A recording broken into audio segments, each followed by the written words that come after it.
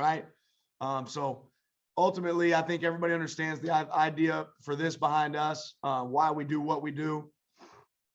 But I think as long as you're multiple in how you do it, you can create a lot of variety. I like the fact that we can utilize a lot of different players. We can blitz corners, we can blitz stars, we can blitz safeties, we can blitz linebackers. And then it really makes I want to make the offensive line coach work. Each week, to me, the offensive line coach, shouldn't have to be able to use his normal protection rules. We want to make him come up with a different rule for his protections. Okay. And then obviously at the end of the day, it's tough when you start talking about bringing non-box count players.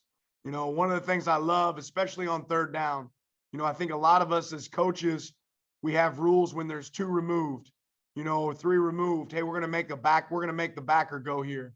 One of the best things I think you can do as a defensive coordinator and something you can do to make it simple for your players is even if there's 2 removed, put in a couple calls that what we call blackboard calls. And that means no matter what the offense lines up, we're running it no matter what. So like here, we're running a corner cat pressure on a wide path, right?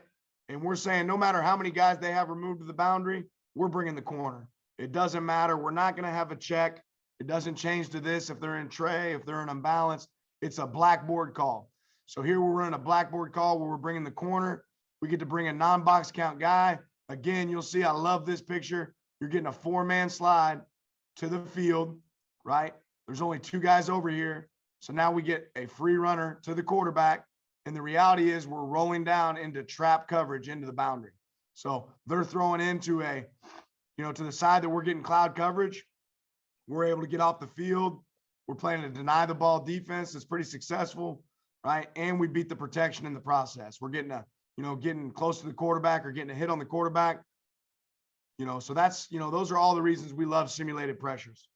Now, the thing I think we got to be alert for and be aware of, one of the reasons is you want to start finding some simulated pressures that can also protect you. So back in 2020, we played Alabama. You can see the chains are still moving. They were doing a really good job of being a tempo team. One thing I hate as a defensive coordinator, as a tempo play caller, is just to line up and play coverage. So the reality is I probably had a tendency here. Coach Sarkisian and their staff did a great job. Coach Saban and their staff did a great job recognizing, hey, I'll pressure even after a first down converts. So I'm bringing a boundary corner here. They slide the protection that way. At the end of the day, they've got a 7-man protection, right, for a 3-man route. But we're bringing the corner, and I just put this safety who's going to be a really good player in the NFL in a really tough position, a good quarterback that sees it. So now they're throwing a shot, and they're 7-man protecting.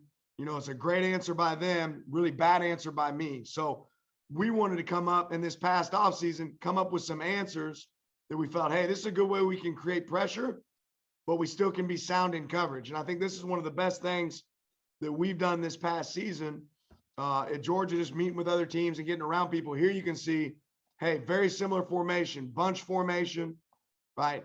Slightly different team, but again, ultimately, at the end of the day, they're trying to do the same thing. They're lining up in a restricted formation, and they're running a 7-man protection. They got 7 guys in protection up front, right? And they're doing that so they can go take shots down the field. The difference is now we have a cloud corner.